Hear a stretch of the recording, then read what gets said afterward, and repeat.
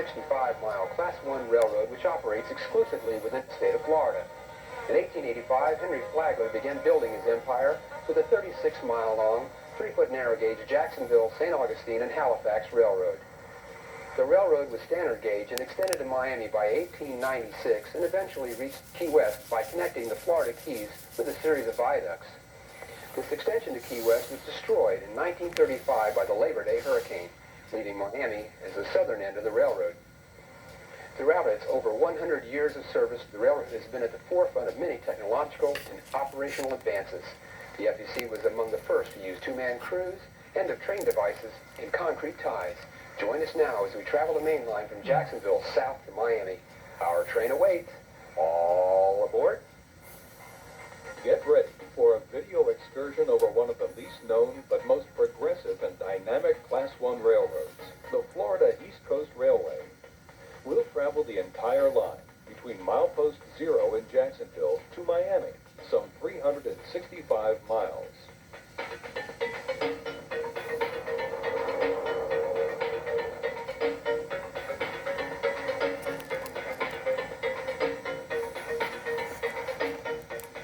There are usually always trains moving around the Beaver Street Tower, located at the throat of the busy CSX Moncrief Yard. FEC numbers 430 and 444 move a cut of cars past the brick structure on a transfer run. Right next to it.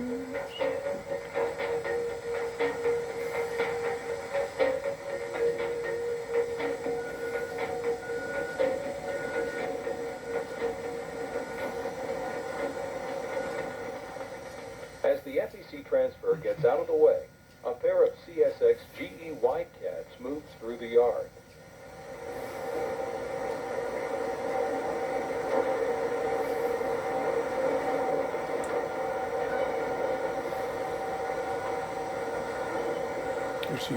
Southbound Yard on Jacksonville's south side, located 8 miles from the start of the FEC, offers a broad panorama of sights and sounds, such as a stored private car. A single GP9 switcher is shoving a cut of cars through the yard. We are on the yard tower platform.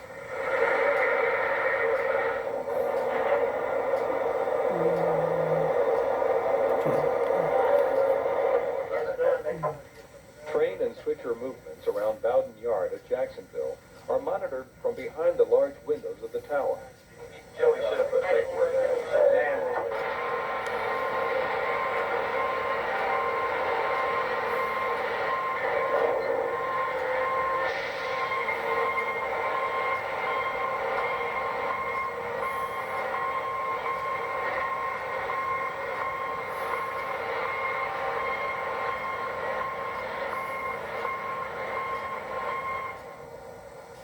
Away from the Jacksonville piggyback terminal, things are a bit quieter.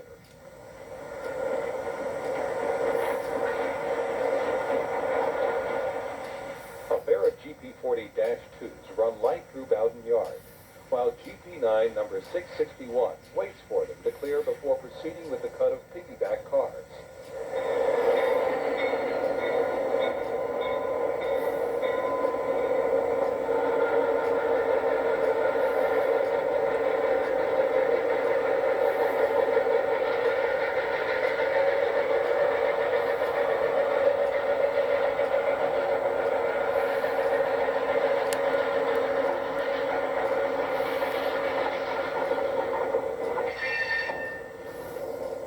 The FEC fields an impressive roster of 62 units.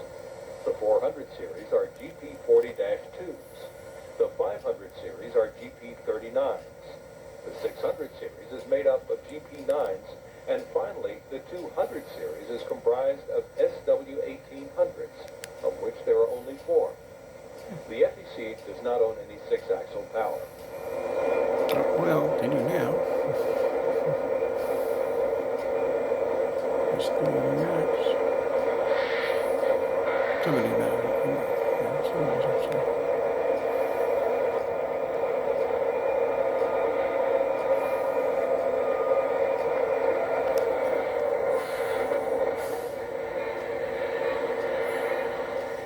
The Norfolk Southern puts on a display of brute force as it locomotives 70. roll a piggyback train Standard. out of the yard. Third unit. West of 70, up 17th Street.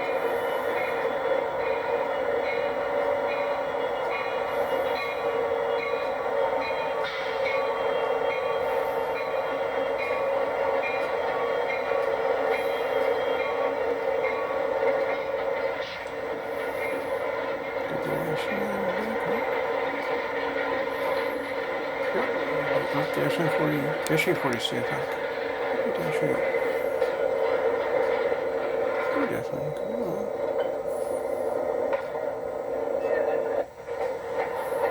Come on. Fun. Keep on showing extreme close use these engines. A train with FEC power is ready to depart the yard. It'll head northbound for Macon, Georgia. Note the 100th anniversary logos on the sides of the units.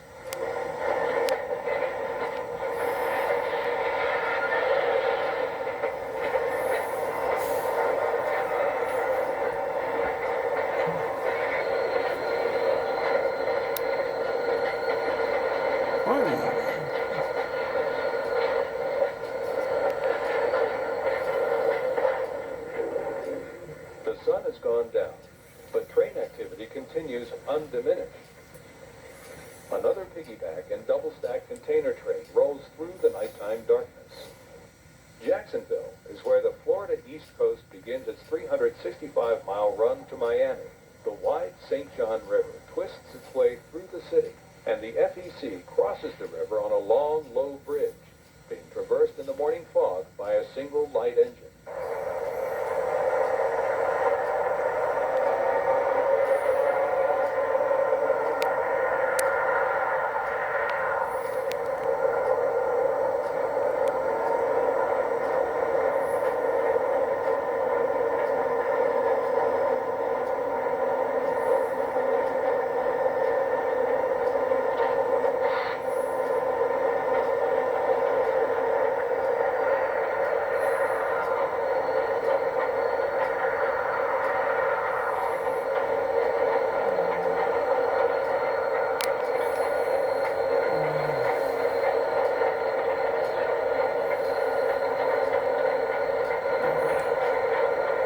What a weird.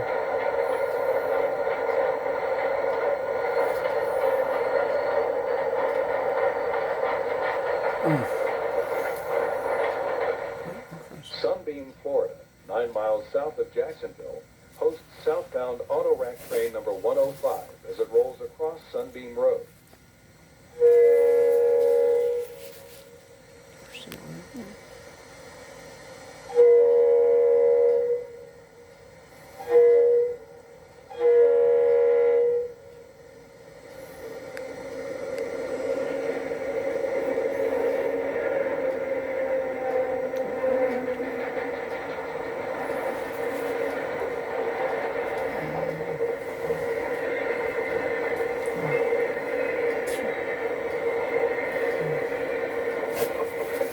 St. Augustine, headquarters city of the Florida East Coast, is 34 miles from Jacksonville.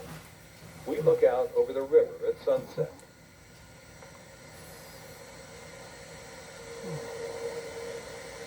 We have a long, sweeping panorama of FEC's southbound train number 105 as it sweeps around a broad tidal marsh in St. Augustine, near the railroad's office building.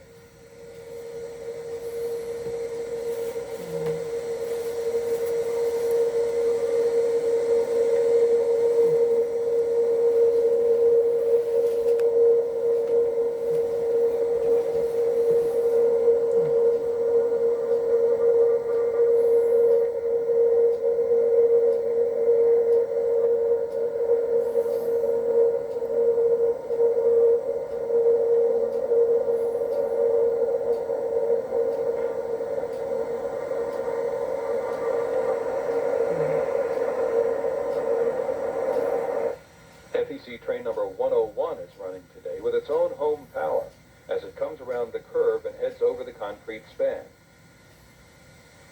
The southbound train casts an almost perfect reflection in the still water. It has to be high tide.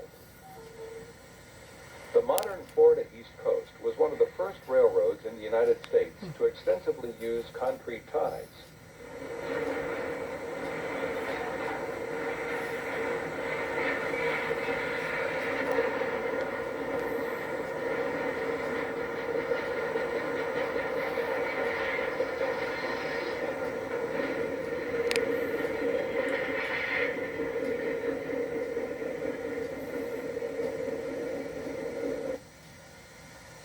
New Smyrna Beach, 94 miles south of St. Augustine, is the location of the FEC's heavy repair facility. Number 673 is a veteran of FEC service. The EMD GP9, seen here switching the north end of the yard at New Smyrna Beach, was built in the mid-1950s. The venerable unit keeps soldiering on.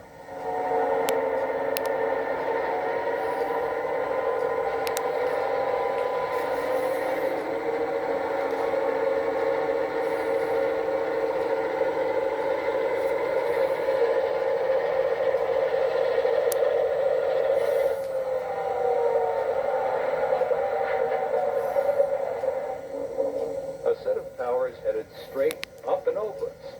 Here we get a rare glimpse of the underside of several locomotives. With a warm Florida climate, much of the shop work is performed outdoors.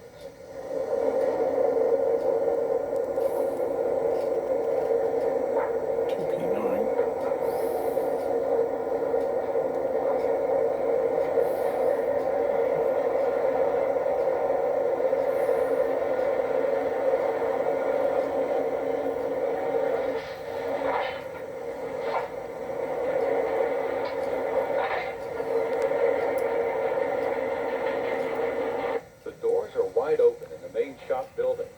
A variety of repair jobs are underway inside the structure. Understandably, the locomotives are kept outside the spacious building as much as possible in deference to the heat they generate.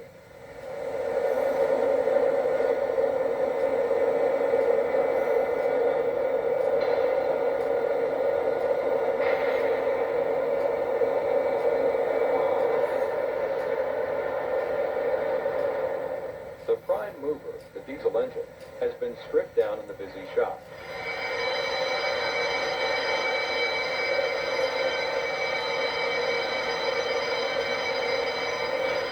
The bell warns workers that the gantry crane is moving a heavy piece of equipment overhead.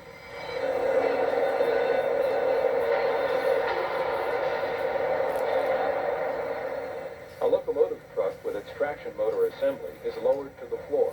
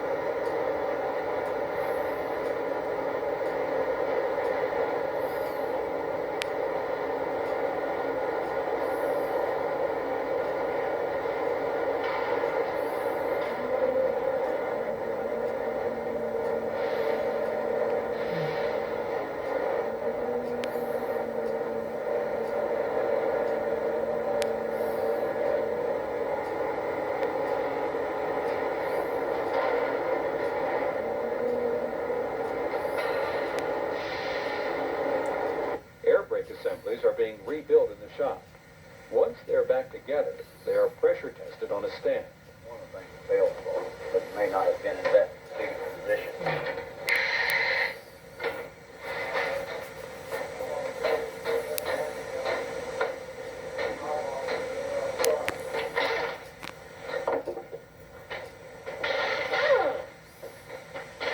Smaller components are being taken apart in another section of the shop. NIMS is the junction point with the NASA Railroad. We are right at the switch as northbound piggyback train number 210 sweeps around the curve behind a pair of Norfolk Southern locomotives. 39 dash.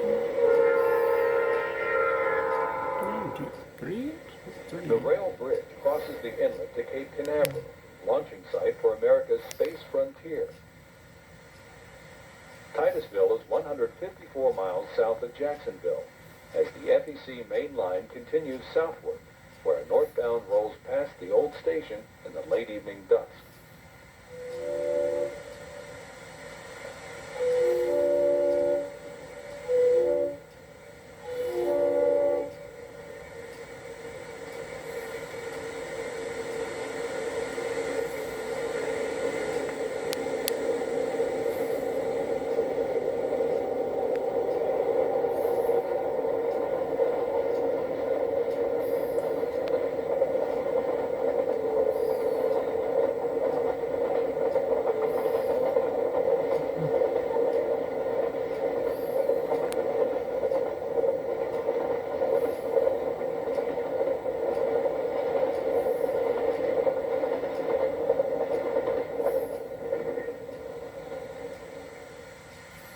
We are at Cocoa, as a Florida East Coast local heads north behind a GP38 running long nose forward.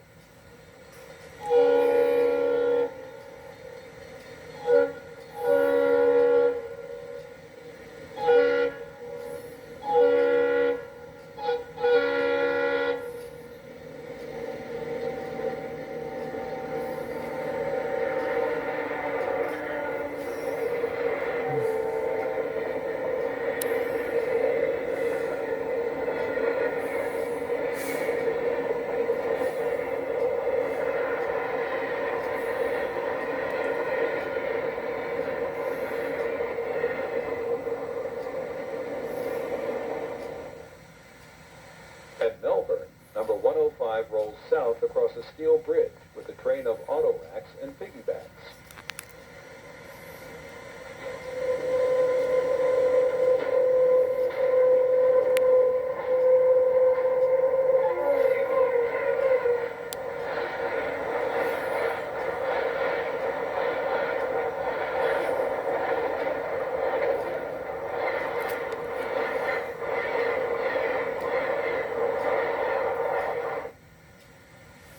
A blast from the past?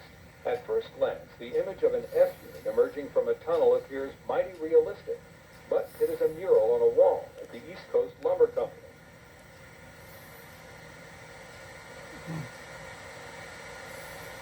Wow. We are at the south end of the Fort Pierce Yard, as northbound number 218 highballs over Savannah Road, behind a pair of turbocharged EMD locomotives, and a consist of mostly The piggybacks. GP9. That's not turbocharged. Oh well. Shame on him. 40-2 is?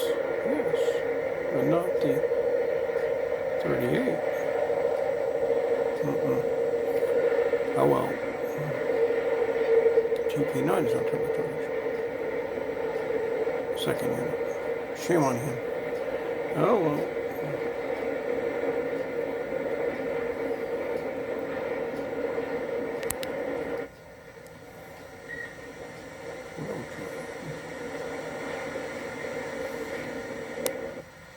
Stuart, Florida, is right on a wide tidal inlet with plenty of wildlife.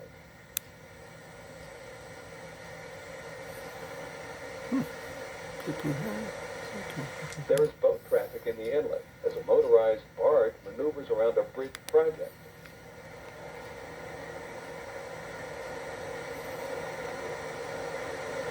That's interesting.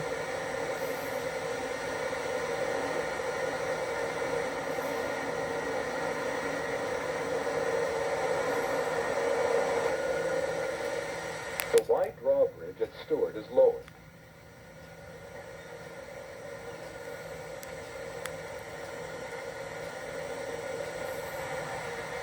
Northbound FEC train 210 heads across the inlet on a low trestle.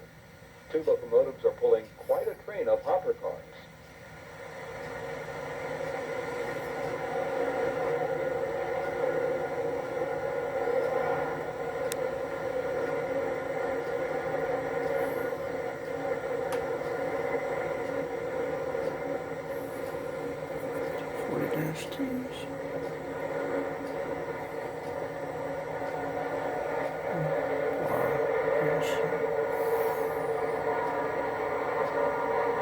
So let's see.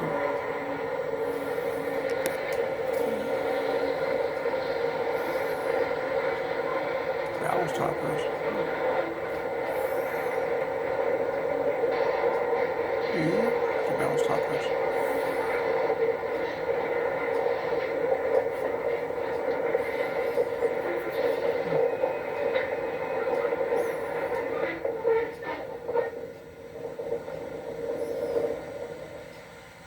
Jupiter, milepost 283, is the location of the next large tidal inlet south of Stewart. There is water everywhere. The water has to be bridged by the FEC, and the bridge requires occasional track repairs.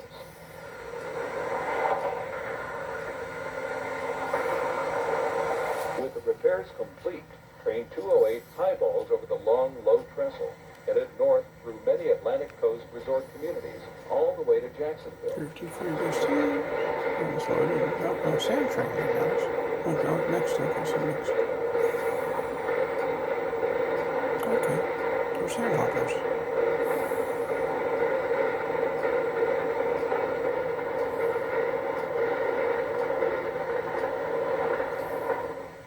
West Palm Beach is a bustling city on the FEC. Henry Flagler built a palatial home in Palm Beach and lived there during his last years. Several locomotives idle in the yard as a northbound train highballs past on the main line.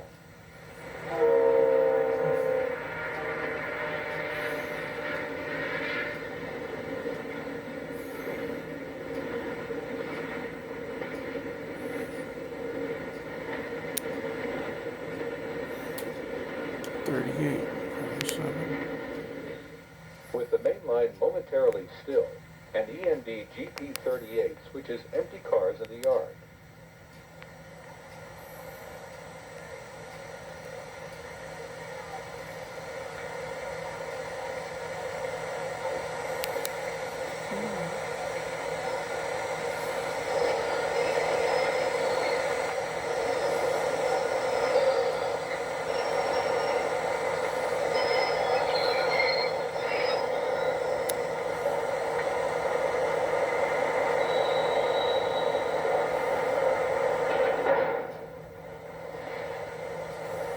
Hialeah Yard on the north side of Miami is the southern terminus for Florida East Coast trains. The facility is typical of the lean operation the railroad is today, with a number of switching tracks, a piggyback terminal, and a partly open run-through building for locomotives.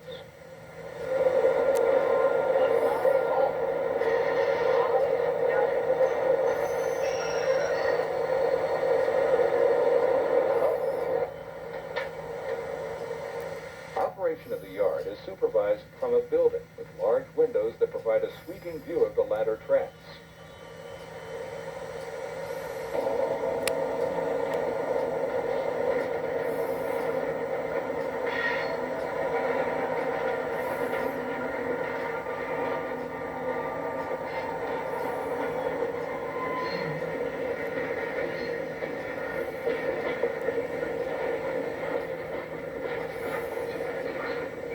Nearby, a train runs on Miami's electrified rapid transit system, the Metro. The elevated railway extends through Miami from Okeechobee on the north to Dadeland on the city's south side.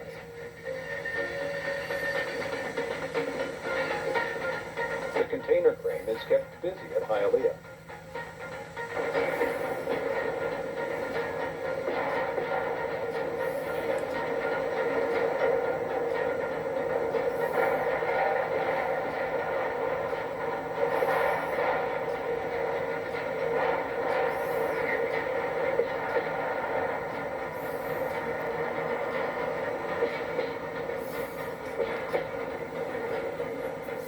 This is the Florida East Coast Railway, a vital artery of welded rail and concrete ties on a well-groomed right-of-way, running well-maintained diesel locomotives with efficient two-person crews.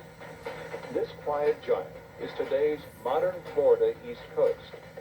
Henry Morrison Flagler would certainly be proud. That's our show for now. Be sure to stay tuned for the next episode of All Aboard, where we'll feature famous trains and famous railroads. Till then, may all your signals be green. I'm Howard Goodwin. See you down the line. Oh, it's